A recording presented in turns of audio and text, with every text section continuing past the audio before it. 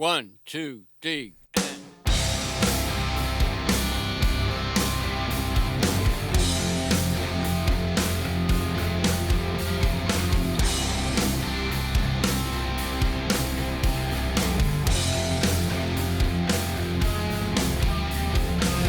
We were going to work together. We didn't know what the project would be. Whether it was some unpolished gems that Lou had, or some new things that he had written, or something we were going to write together. So there was lots of thoughts flying around, and when he came to us with the idea of Lulu and the set of lyrics and the soundscape, and we were able to listen to that, it made complete sense. And as a writer myself, I was able to kind of, it was already kind of a body of work. And we got to pick up our guitars and add the Metallica bits to it.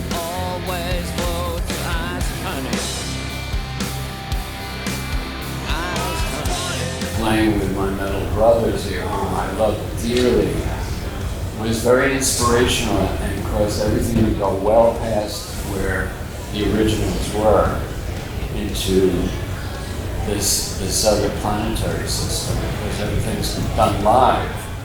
So everything's done live, so there's no going back, and you can't fix anything.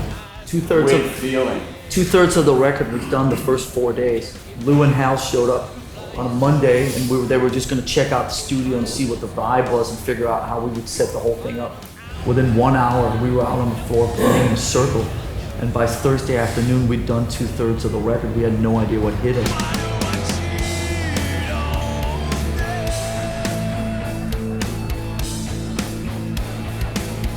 David Turner. David Turner, like you were saying, is kind of his whole vision. It came together. We played him the record. Lou told him a little bit about the bigger picture, and then it sort of went from there. I was thinking about this project and thinking about the character, because there's a female character this whole thing's based on. And I literally came out of the restroom in my design studio, and there was a magazine pinned to the wall, and there was a photograph of that mannequin.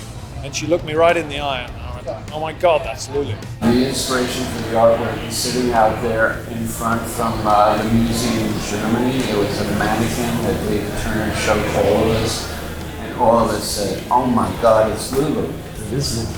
And then it went from there. Lulu's a little longer than most normal people, so it had to be modern. There's no bottom half to Lulu, so then we had to find somebody the size and measurements of Lulu. We couldn't have a short, squat Lulu.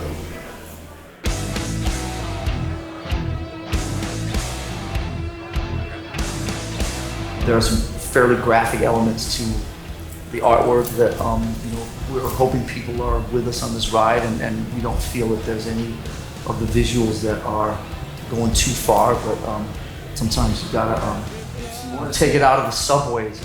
There are some images that are explicit sexually that are too explicit for mainstream packaging.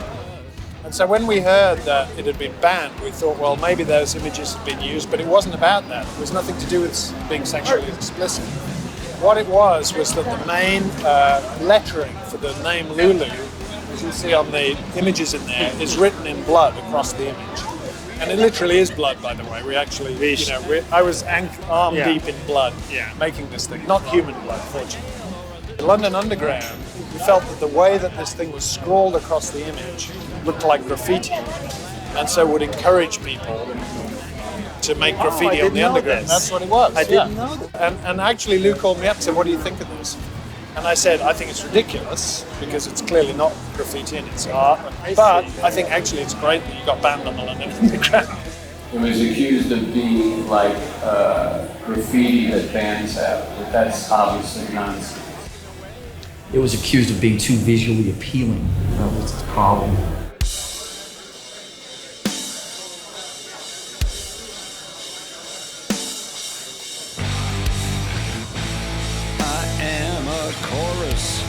Of the voices. Part of the role of the visuals here is to sort of identify this whole thing as what it is. It's not the next Metallica album, it's a new thing. It's this collaboration between these great iconic artists. And it is art, and they've done it purely for the love of it. It really is what art should be. It's for for its own expression. It's not for anything else. If people love it, that's great. If people love the images, that's great. But if they didn't, we love making it. We could probably never play the record again. We can play a version of it, however it's going to be next. And that's an interesting concept for us, you know. Rehearsing, we were, you know, starting rehearsing, and what, you know, what's next in the song? I don't know. You can't. It's not in the lyric thing. It's not written down. There's a missing element, of course, and it just happens. So it'll be perfect. There were these great moments where, for whatever reason, all of a sudden it was just two people playing. It just happened. No cue, no nothing. It just went that way, so we all made a heavy left. I don't know if that'll ever happen again. I don't know how it happened. I mean, I do know how it happened, but I can't. I'm not one for trying to mimic something I did at X hour. I'm not smart enough. This was created because a bunch of people wanted to make something they thought was great. And it wasn't created for any other purpose. And that's what art should be about. It's your individual, personal creativity just coming out. It was kind of new territory for us as well, and maybe even for Lou. It was new territory. It was uncharted territory. And Lou taught us a lot in terms of being creative. He opened our minds to a lot of things, and it was a great Well, it was a two-way experience. street. You know, it's like I got to ride that Metallica spaceship.